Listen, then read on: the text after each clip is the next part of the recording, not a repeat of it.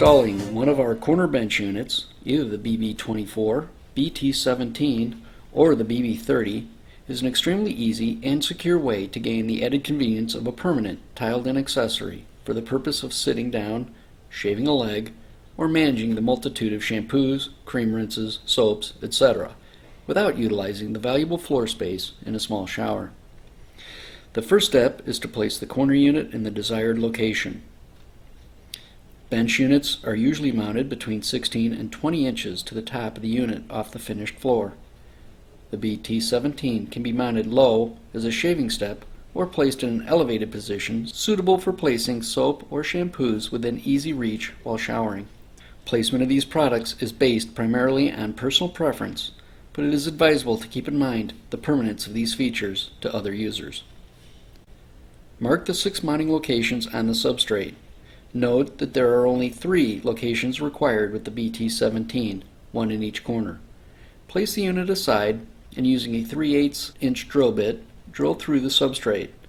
If blocking or wood members are encountered, discard the hollow wall anchors and use the screws that are provided instead. After drilling the mounting locations, place the nylon anchors, if used, in each hole.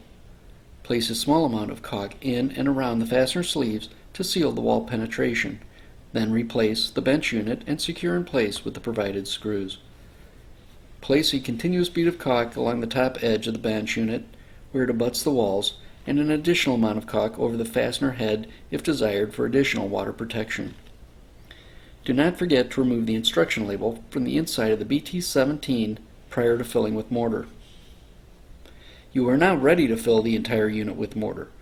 This is a very lean cement to sand ratio material, 4 parts sand to 1 part cement, with very little water added during blending. This material, once blended, is termed dry pack, floor, or deck mud. This is the same material that is generally used when installing a shower floor. You can use either a bulk sand with Portland cement added to it in the ratio mentioned of 4 parts sand to 1 part cement, or you can use a pre-bagged mix that is commercially available at ceramic tile dealers, most lumber yards and landscape supply houses, or at larger home improvement stores such as Lowe's or Home Depot. The material is usually kept in the masonry or brick layer sections. You do not want to use anything that says high strength or fast setting, as these are usually indicators of a higher cement to sand ratio than is recommended for filling the Better Bench products. Place the powder mortar in a mixing container, usually a wheelbarrow or mixing box as you see here. Add an initial amount of water to the mix to begin blending. Using a hoe, square point shovel, or trowel, chop the mix well until blended evenly, adding water sparingly until all the powder has been converted to a uniform, compactable blend without a wet look. You will have the right consistency when you can pick up a handful of material and pack it into a ball, and it does not leave a wet residue on your hands. You may then pack this material tightly into the bench unit. Allow the mortar to extend above the back corner of the bench approximately 1/4 to 3/8 of an inch and screed evenly to the front to allow for a sufficient amount of slope so water will not pool on the top surface of the bench after tiling. Add a very small amount of additional water to the remaining mix. This will allow the material to stick a little easier to the front face of the bench units. Screed the front channel flush and then allow the installation to set up sufficiently prior to tiling.